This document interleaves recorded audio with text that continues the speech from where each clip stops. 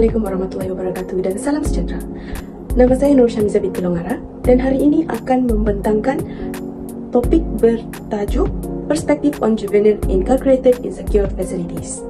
Mari kita beralih kepada subtopik yang pertama. 14.9 Tindak balas juvenile terhadap kehidupan institusi. Subtopik ini membincangkan tentang bagaimana individu mula bertindak balas, menyesuaikan diri ataupun berkelakuan apabila diletakkan dalam persekitaran yang berstruktur atau terkawal seperti sekolah, institusi pemulihan ataupun pusat jagaan. Ia mengkaji penyesuaian emosi, sosial dan juga tingkah laku mereka dalam situasi tersebut. Terdapat 3 tekanan yang dihadapi. Yang pertama, 2 tekanan yang bertentangan, yaitu kaki tangan dan juga penghuni lain. Yang kedua, ketidakadilan dalam layanan. Dan yang ketiga, kelemahan kaki tangan. Seterusnya, kita beralih kepada subtopik yang kedua, yaitu pemangsaan dan keganasan di institusi. Dalam subtopik ini, kita akan membincangkan perspektif tingkah laku agresif, kajian Hamparian et al. 1985, dan juga strategi menangani keganasan institusi.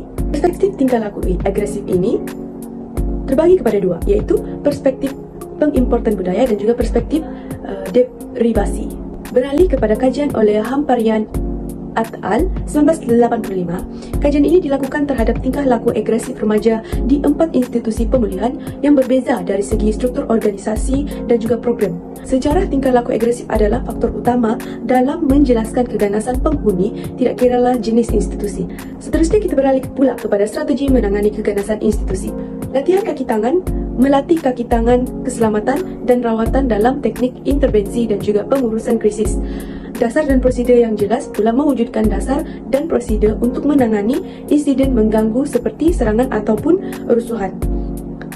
Reka bentuk persekitaran fizikal pula memastikan keselamatan penghuni dengan sejarah keganasan penghuni lain dan juga kaki tangan melalui reka bentuk persekitaran fizikal yang sesuai. Seterusnya, pendekatan berpasukan.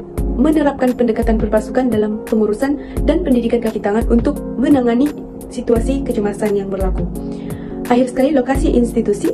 Lokasi luar bandar, kebanyakan sekolah latihan menyumbang kepada pengasingan penghuni daripada keluarga mereka, terutamanya remaja dari kawasan bandar. Seterusnya, kita beralih kepada subtopik yang terakhir, yaitu keberkesanan institusi. Keberkesanan institusi yang pertama ialah kesukaran menilai keberkesanan institusi.